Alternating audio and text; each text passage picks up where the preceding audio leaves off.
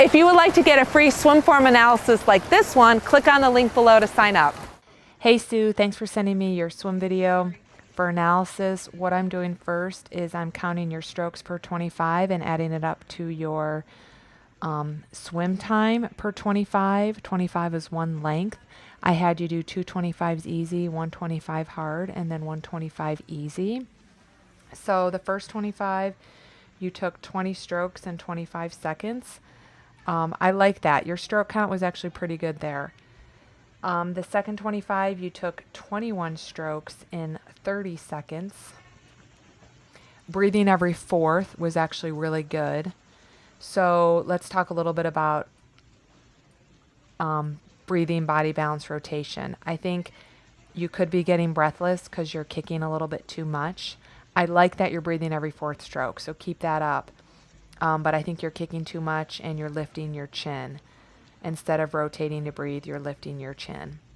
So let's look at this third 25 where you took more strokes. You were exhausted. Actually, you took less strokes. You did 19 strokes in 20 seconds.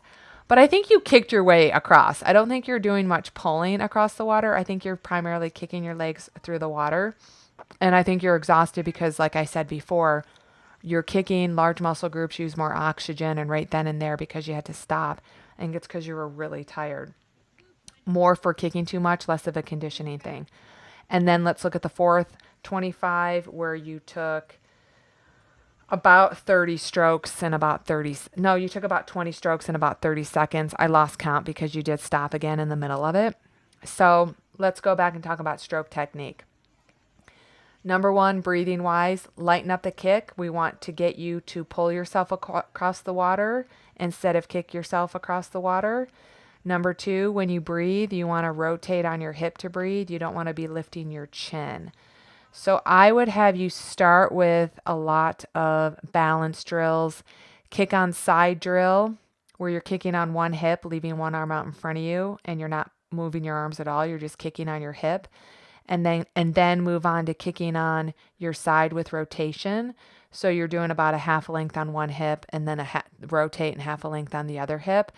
That's going to provide you a feel for balance in the water. And that's where it starts with breathing, body balance, and rotation. So once you are really comfortable doing the kick on side drill for balance, I would have you incorporating more rotation on the kick and side drill where you're taking about 6 kicks, one stroke, 6 kicks to the other side, another stroke.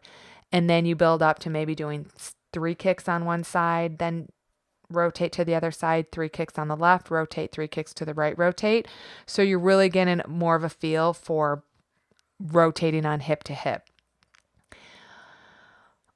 Also, when it comes to breathing, I have a lot of articles that I've written on breathing, but you want to make sure you're completely exhaling under the water as you rotate to the side to inhale. So again, focusing all your efforts right now on breathing, body balance, and rotation is number one. And then we look at the recovery part of the stroke, what's going on with your arms out of the water. Right now, they're very straight and wide. And I would have you doing some thumb slide drill as well as double pump drill because they both are similar drills where you're sliding your thumb up the side of your body, and the double pump drill actually adds a balance component to it as well as a rotation component to it. Because once you get a little bit more high elbow recovery and your arms are coming out closer to your body instead of straight and wide, it's going to make that hand entry a little bit easier, where you enter with your fingertips, wrist, and then elbow instead of your hand and your elbow at the same time. And then eventually that's going to make the underwater catch and pull a lot easier after you've worked on your hand entry drill. So quick review. First, it starts with the kick on side drill to get some balance. Focus on when you rotate on your hip to breathe, you're exhaling as you're rotating so you can clear your mouth and lungs and get ready to take an inhale. And then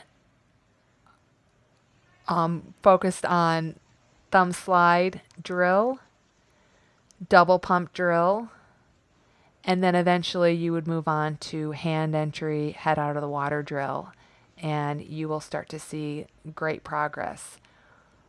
Swimming's a lot easier once you learn how to breathe. So besides sending you this video analysis, I'm going to send you a couple links, a couple blogs that I wrote about breathing body balance rotation. Hopefully it helps. I know it's difficult to swim when you can't breathe, so I just want to stress the importance of trying to manage that breathing, and I think the tips in my blog that I send you is going to help a lot with your breathing. Anyways, my Swimming Faster 2.0 is just been released, and I think if you were able to take a look at that program with all the, I don't know, I think we have 42 videos of me demonstrating the drills correctly as well as me demonstrating some drills incorrectly. That will be very helpful for you as well. If you have any questions, you could call and leave me a voicemail at speakpipe.com/endurance hour. I think that was it. I might have said that wrong. Or just shoot me an email. Make it a great day.